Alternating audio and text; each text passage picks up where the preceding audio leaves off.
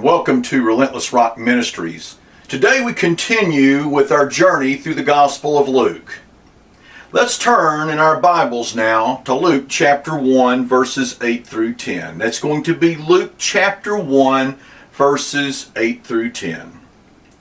Now it happened that while he was performing his priestly service before God in the appointed order of his division, according to the custom of the priestly office,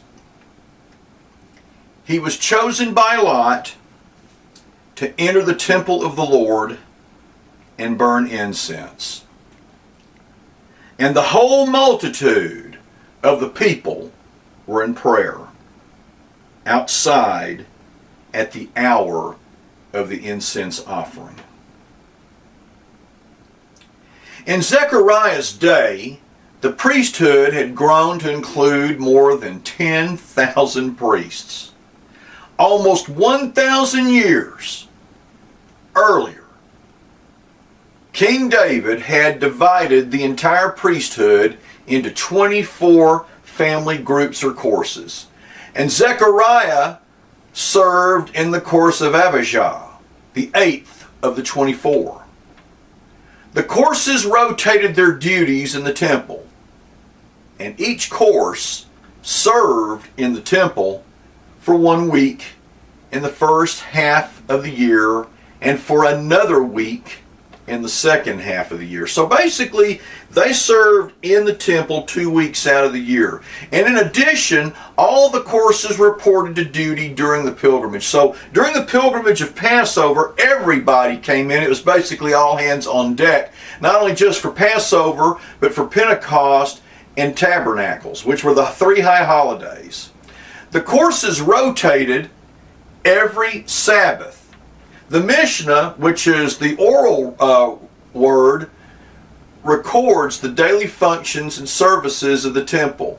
The tractate Talmud, which you can find in the Mishnah, provides us with a close view of an ordinary day in the temple. On such a day, Zechariah met the angel of the Lord. On the day of the visitation, the old priest awoke long before the temple crier announced the light of dawn. Zechariah awoke in the large vaulted room of the hearth where the rest of his division slept. Zechariah's head rested on his own carefully folded linen vestments. The older members of the priesthood, like Zechariah, had the beds. The younger men in the course would have slept on mats that were spread out on the floor. And in those days, the priesthood had grown too large, as I mentioned earlier. So in order to address this growth of priests, they were divided with duties. And each of these 24 courses were divided into 7 households, one for each of the 7 days of the week. Though they had been present in the temple all week, Zechariah's household had not yet had the opportunity to carry out any of the temple services until that particular day. And nor would they have another opportunity to do so for the next 6 months. So eager to participate, Zechariah rose from his bed early that morning. Zechariah took his linen garments in hand and descended a passageway leading below the building. Oil lamps flickering on this side, and that lit this way to the privy or the bathroom. Okay, so basically he would have had an oil lamp that took him to the bathroom where he could change, and from there he dipped himself in the mikveh or the baptismal. And shivering from the cold water, because this is a desert region, it would have been cold early that morning, he donned the priestly garments. Now, back in the hearth room, the rest of the priests were stirring, but they were too late. The superintendent knocked at the door. The superintendent entered the room and said, "Let him who had already immersed come and cast lots. So that was the reason why Zechariah was early, because he wanted to cast lots. The early risers who had immersed already in the mikveh, probably some 50 or so priests, were given the opportunity to cast lots to see which priest would win the privilege of clearing the ashes from the altar.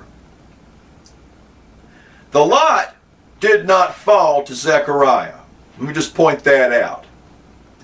They all took torches in hand and followed the superintendent out into the courtyard. The sky was still dark. In the early morning air, as I mentioned earlier, would have still felt cold. There they would have divided into parties and circled the courtyard in opposite directions, looking by the light of their torches for anything that might be amiss. Now, as the two parties converged, the one party asked the other party the following: "Is everything in order?" And the second party would answer, "All is in order." Now, the priest who won the right to take up the ash from the altar would have ascended the massive two-story altar by way of its sloping ramps. The flickering light of the pyre, still smoldering away high above on the altar's top, would have lit his way.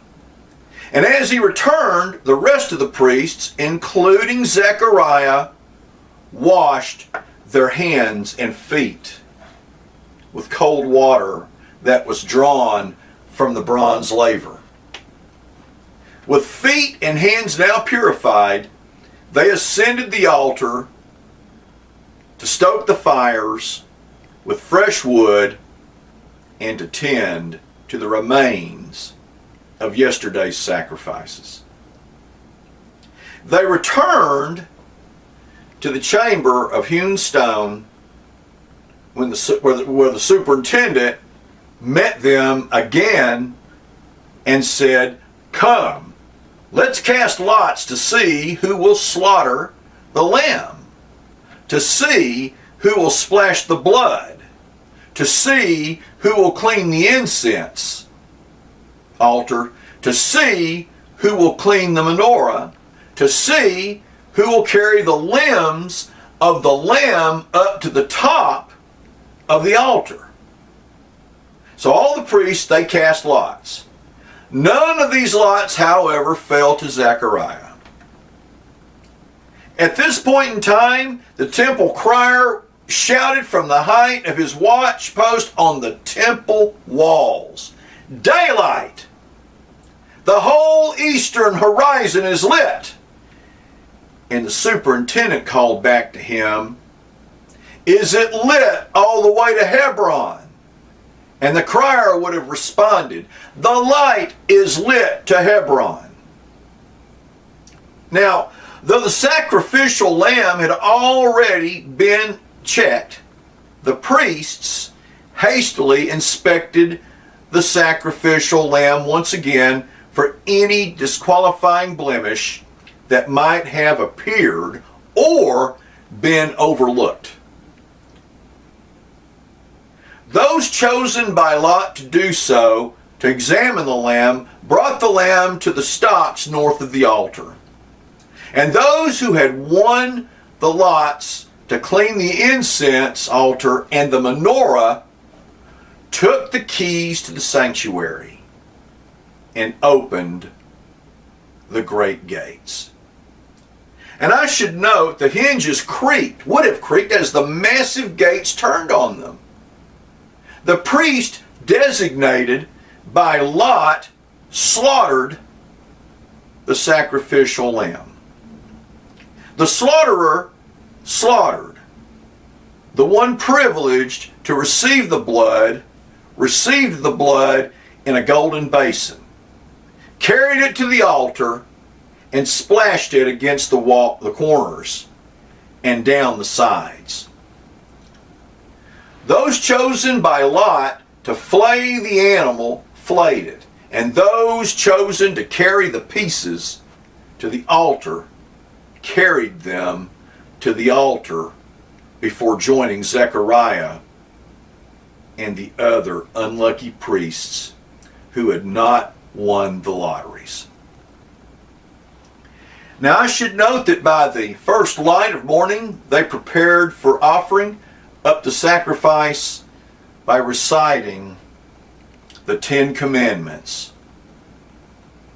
and the Shema, which would have been Deuteronomy 6:5, by the way, with its blessings. Then the superintendent said, those who have never before offered the incense, come and cast lots. Everyone wanted to have the opportunity to offer the incense. The one who offered the incense drew as close to the Holy of Holies as a priest could possibly approach, unless he was the high priest on the Day of Atonement. The priests so coveted the privilege that they found it necessary to limit each member of the priesthood to only one opportunity in their lifetime. Priests who had already enjoyed the function were excluded from repetition. Zechariah's hair and beard had now turned white, as he was an older gentleman, but in all his many years of service in the priesthood, he had never won the lot to offer the incense. That day, the lot fell to Zechariah. And with trembling hands, Zechariah lifted the golden shovel and the covered dish heaped with incense. The Levites entered the courtyard and took their possession to begin the morning psalms. Took their position to do the morning psalms. The standing men, all representatives from over the land of Israel, took their places in the temple court to witness the morning service and pray the morning prayers. Zechariah climbed the steps up to the sanctuary and stopped atop the dais.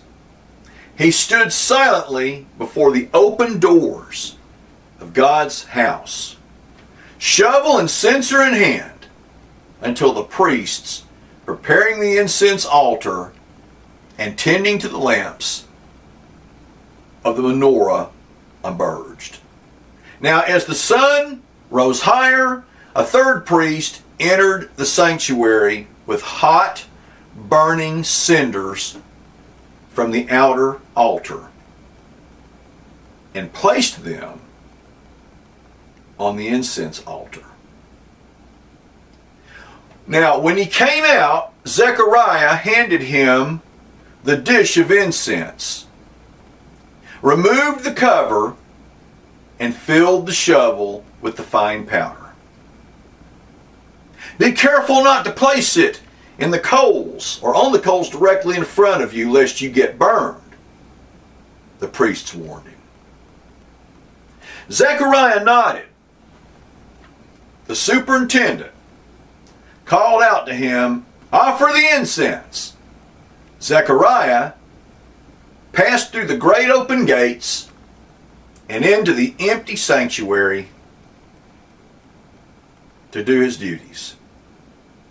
Meanwhile, in the temple courts, priests, Levites, and worshipers all fell silent as the lying priest disappeared into the temple to perform the incense service. Step by step through the enormous echoing hall of the temple, Zechariah approached the throne of the Lord. To his right, he saw the golden table, and to his left, the burning menorah, and directly ahead of him stood the incense altar, and behind the golden altar hung the great heavy veil screening the Holy of Holies. Zechariah would have stood in silent reverence before the altar. His moment had come. A private audience with the God of Israel. Zechariah poured out the incense onto the hot coals atop the altar. And as he did so, a sweet-smelling cloud of smoke filled the room with heavy haze. Zechariah's lips moved in silent prayer. He sank to his knees, prostrated himself before the Lord himself, stretching his body out full, his face to the floor. And as he stood back up, the dense smoke of the incense cloud in all likelihood stung at his eyes and made them water. And all he could do, and all he could see, I should say, was the flame of the menorah, the glow of the incense coals, and of course, the angel. We will pick up with the angel next week. Amen and amen. May the Lord bless you and keep you. May the Lord's compassion shine upon you and give you peace. Amen